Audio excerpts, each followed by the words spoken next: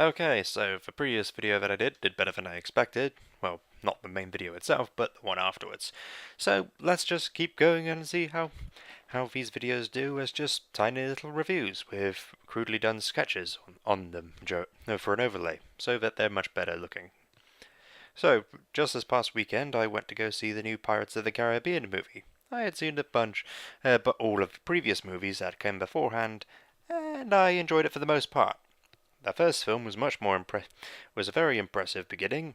It was much better than it probably had any right to be, considering that the movie was based off of Disneyland ride.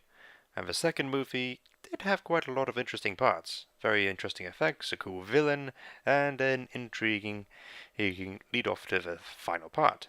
But then things started to fall off a little bit when the last movie was way too goddamn long, and it was just all around a bit confusing, not focused on where the villain should be, and at the end of the day, the whole Captain Jack part was getting a bit annoying. It was starting to, at least.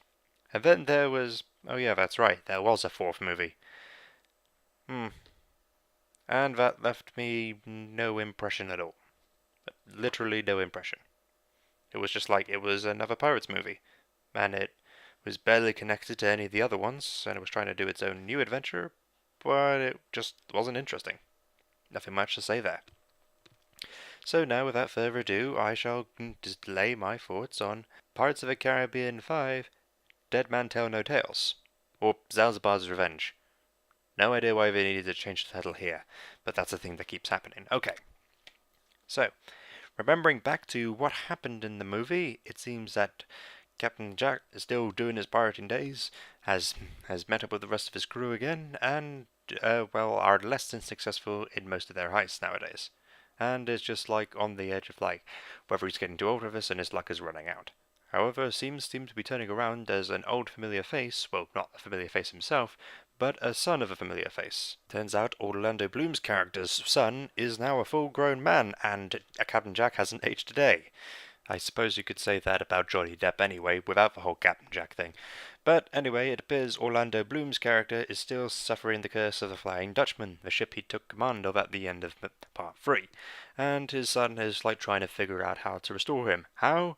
With the Trident of Poseidon. Okay, so that's the new MacGuffin they're introducing in this movie, and in order to find it, we'll be able to break the curse, all the curses of the sea, and so everything should go back to normal, I suppose. So that's just completely taking out the idea of magic in this universe altogether, or at least all the curses. That's interesting to say the least, but it's also kind of odd. Sounds like a simple enough story to go off of, but now it seems fate is turning against Captain Jack, as some of his past is eerily chasing up on him. As an old Spanish captain named Zalzabar is returned from the dead to hunt him down for revenge for killing him and all his men years ago, back when he first became Captain Jack, which Sparrow, which apparently is how he got his name somehow, and his clothes. Yeah, that was a thing we needed to see. All in all, it was all right to go see, and there was quite a few pretty fun and entertaining action sequences, seeing Captain Jack running along a whole fleet of carnage while just casually going along. While they are creative and interesting, it does really lean a lot more on slapstick than usual, with some creative visuals, but it just turns into the realm of absurdity. It just doesn't really seem as serious as it used to be. This seems more like Fast and Furious territory than the Pirates of the Caribbean. Because it's like, I understand it's silly and it's a Disney movie intended for like families, but there has to be a line of where the seriousness lies somewhere.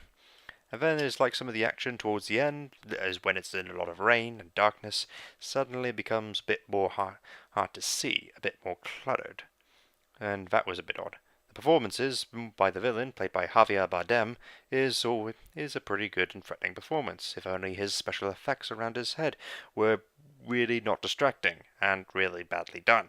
It just didn't look that impressive. With trying to do an underwater effect while the person's on land, it just makes it all the more noticeable and very odd. And considering how well they did the skeleton effects in the first movie, it just makes these guys look a bit odd.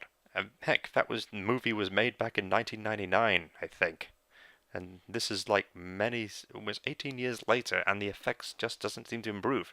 Especially when they have zombie sharks. Oh yeah, they have zombie sharks in this movie. I have no idea how or why they have control over them, it's just a power that they do. The British Army is once again in this movie as of ships, and they're always just like this little threat to deal with, and every time they have them, they just seem there. They don't really seem like a major part of the story, they're just a nuisance to get in the way of, and it just seems distracting every time. Fortunately, they're dealt with much easier in this movie than they were in other ones, so we didn't have to focus too much on them.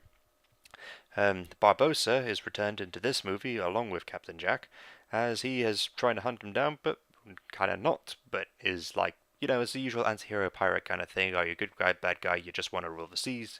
And they do some kind of interesting kind of character development kind of stuff, but also comes along with a pretty, there's a twist that happens in the movie that is basically the kind of typical thing you see with like bad guys who are reformed, and how do you reform them or send them off with a decent way? Have them related to another character, even though it makes no sense of how that got from point A to point B, and there's a certain reveal, and the way that reveal, it just made me scream in the theatre, bullshit! We would have noticed it earlier if that was a thing. But no, it was just tied in just so that they could write a character off in a certain way, and it was predictable every step of the way. There was also a big problem in the movie is that the villain of the movie technically isn't a villain. His main motif is that he hates pirates for pirates killed all his family before him, and so he's wanted to clean the seas by getting rid of all the pirates. Because, in case you all forgot, pirates are a terrible thing. They are literally sea criminals.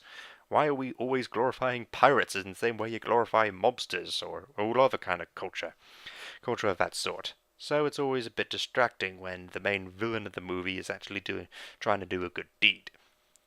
And in the end, they just like send him off in a bit of a comedic way, but in a way that can only be done through PG-13 violence.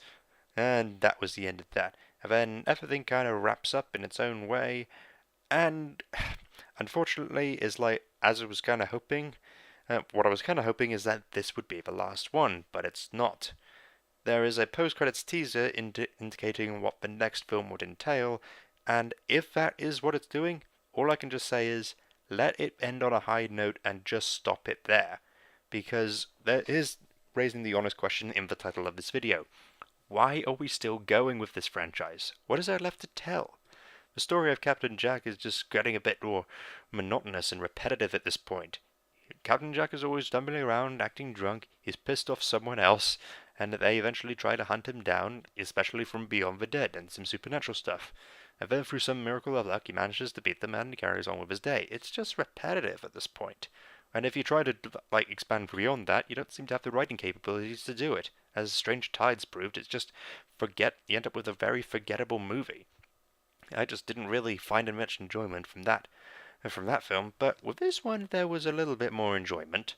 Not from the main romance characters that we have, which I didn't mention at all because they really have no note. Captain Jack Sparrow is pretty much all you came here to see, and for the most part he is actually the most fun, and was the least annoying out of most of the movies we've seen before, so at least he's alright. And it does deliver a few funny lines, just with some story elements that seem a bit forced and contrived, pretty entertaining villain plot, but with a few problems there, and just all around is I enjoyed the movie for the most part, but again, I'm not really rushing to go buy it again. I definitely will tell people to go see it, and considering the popularity of these movies, everybody will go see it. Let's just hope that everybody can get their money's worth out of these movies. But as for me, I think I'm pretty okay with where I am at this franchise right now. It's just not my personal cup of tea. I'll just wait around for something else to come out. Anyway, that has been me, Mr. Mont, just signing off from doing another video. Hopefully, there'll be something better coming out in the following weeks. Oh yeah, that's right, Wonder Woman's next week.